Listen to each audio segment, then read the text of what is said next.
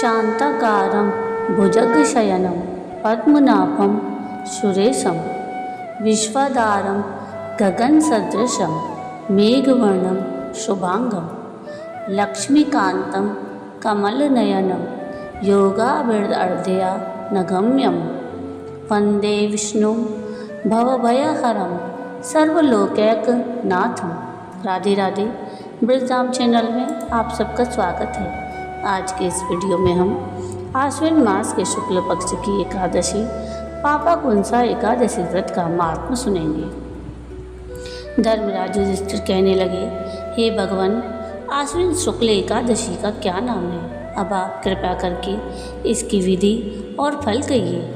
भगवान श्री कृष्ण कहने लगे कि हे युधिष्ठिर, पापों का नाश करने वाली इस एकादशी का नाम पापाकुंसा एकादशी है। हे राजन, इस दिन मनुष्य को विधि पूर्वक भगवान पद्मनाभ की पूजा करनी चाहिए। यह एकादशी मनुष्य को मनोवांछित फल देकर स्वर्ग को प्राप्त कराने वाली है। मनुष्य को बहुत दिनों तक कठोर तपस्या से जो फल मिलता है, वह फल भगवान गरुड़ध्वज को नमस्कार करने से प्राप्त हो जाता है। जो मनुष्य अज्ञानवश अनेक पाप करते हैं परंतु हरि को नमस्कार करते हैं, वे नरक में नहीं जाते। विष्णु जी के नाम का कीर्तन मात्र से संसार के सब तीर्थों के पुण्यों का फल मिल जाता है। जो मनुष्य श्रांग धनुषधारी भगवान विष्णु की शरण में जाते हैं, उन्हें कभी भी यम यातना भोगनी नहीं पड़ती। जो मनुष्य वैष्णव होकर शिव की ओर शैव होकर विष्णु की निंदा करते हैं, वे अवश्य नरकवासी होते हैं। सहस्रों वाजपेयी और अश्वमेघ यज्ञों से जो फल प्राप्त होता है, वह एकादशी व्रत के 16वें भाग के बराबर भी नहीं होता। संसार में एकादशी के बराबर कोई पुण्य नहीं, इसके बराबर पवित्र तीनों लोकों में कुछ भी नहीं। इस एकादशी के बराबर कोई व्रत नहीं।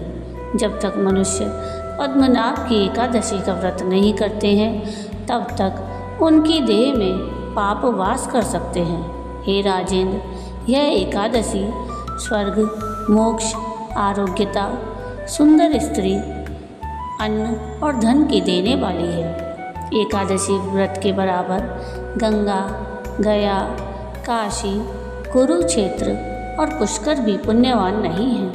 हरिवासर और एकादशी का व्रत करने और जागरण करने से सहज ही में मनुष्य विष्णु पद को प्राप्त होता है। हे युधिष्ठिर, इस व्रत के करने वाले 10 पीढ़ी मातृपक्ष, 10 पीढ़ी पितृपक्ष, 10 पीढ़ी स्त्री पक्ष और 10 पीढ़ी मित्र पक्ष का उद्धार कर देते हैं।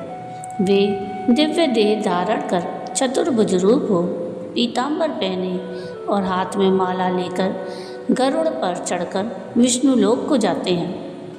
हे नृपोत्तम, बाल्यावस्था, युवावस्था और वृद्धावस्था में इस व्रत को करने से पापी मनुष्य भी दुर्गति को प्राप्त न होकर सद्गति को प्राप्त होता है।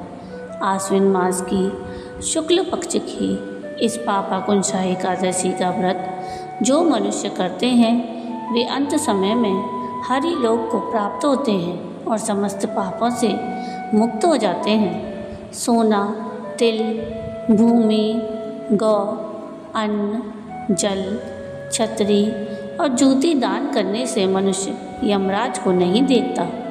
जो मनुष्य किसी प्रकार के पुण्य कर्म किए बिना जीवन के दिन व्यतीत करता है, वह लोहार की भट्टी की तरह सांस लेता हुआ निर्जीव के समान ही है।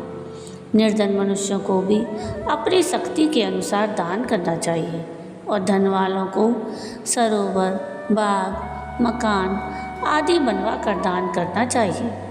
ऐसे मनुष्यों को यम का द्वार नहीं देखना पड़ता और संसार में दीर्घायु होकर धनाढ्य, कुलीन और रोग रहित रहते हैं। भगवान श्री कृष्ण ने कहा, हे राजन, जो आपने मुझसे पूछा वह सब मैंने आपको बतलाया।